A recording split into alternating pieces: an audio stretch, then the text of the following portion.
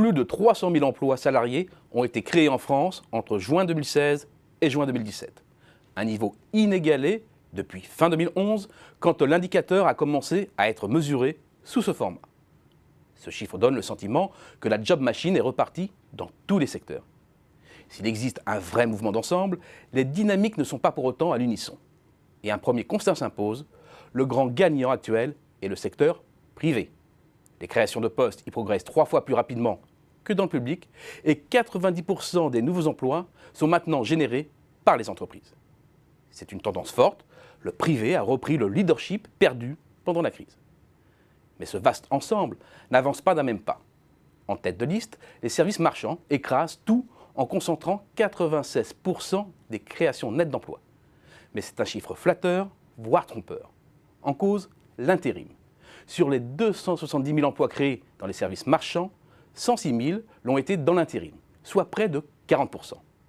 C'est certes un secteur d'activité des services à part entière, mais c'est aussi un type de contrat, très massivement utilisé dans l'industrie et le BTP, 2 secteurs à l'origine de plus de 60% des nouveaux emplois intérimaires. Pour avoir une vision plus juste, il est impératif de réintégrer ces emplois au secteur auquel ils sont effectivement rattachés. Et là, bonne nouvelle, la construction est à nouveau sur de bons rails, avec 15 000 emplois directement créés depuis 6 mois et plus de 20 000 en intégrant les intérimaires. Ces bons chiffres sont à mettre au crédit du regain d'activité dans le bâtiment neuf, mais aussi au retour des travaux publics. Le mouvement devrait même s'accélérer, selon les professionnels, au cours des prochains mois avec des effectifs prévus en hausse et l'apparition de goulots de production, faute de personnel suffisant. La construction a redémarré, mais reste convalescente, avec un déficit de production de l'ordre de 11,5% en volume par rapport au pic du premier trimestre 2008. L'emploi a suivi la même tendance. Il n'y a donc pas de sureffectif, et toute hausse d'activité se traduit maintenant par de nouvelles embauches. Un retour au niveau de production d'avant-crise et ces 193 000 emplois directs nets créés. À cela s'ajoutent tous les emplois induits. Autre bonne nouvelle, l'industrie manufacturière crée à nouveau des emplois, dès lors que l'on intègre les intérimaires. Certes, pas beaucoup, mais après 15 ans de descente aux enfers et près d'1 million d'emplois perdus, c'est une rupture de tendance remarquable, avec à la clé environ 20 000 nouveaux postes pour cette année et certainement plus l'année prochaine. 3 secteurs se détachent, les IA, qui ont été en amont de la reprise, la branche matériel de transport et puis dernièrement l'industrie pharmaceutique. BTP plus industrie. Ce n'est pas une évolution, mais une révolution en matière d'emploi. Voici 10 ans que l'on n'avait pas vu cela. Les services n'en restent pas moins le moteur principal de la job machine. Le commerce notamment. Et tout le monde de penser à la formidable dynamique du e-commerce.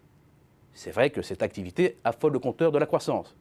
Mais ce sont les formes traditionnelles du commerce et leur déclinaison omnicanale qui drainent encore l'essentiel des créations d'emplois. Près de 20 000 nouveaux postes cette année et même 30 000 en intégrant l'intérim. On peut en revanche s'étonner de l'absence des activités B2B, notamment celles à forte valeur ajoutée.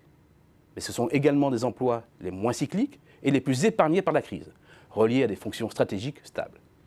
Il faut sans doute intégrer aussi dans l'équation le volet automatisation de la révolution numérique. Les algorithmes sont susceptibles de prendre en charge un champ de plus en plus large d'activités humaines, avec à la clé des disparitions de postes et une bipolarisation de l'emploi.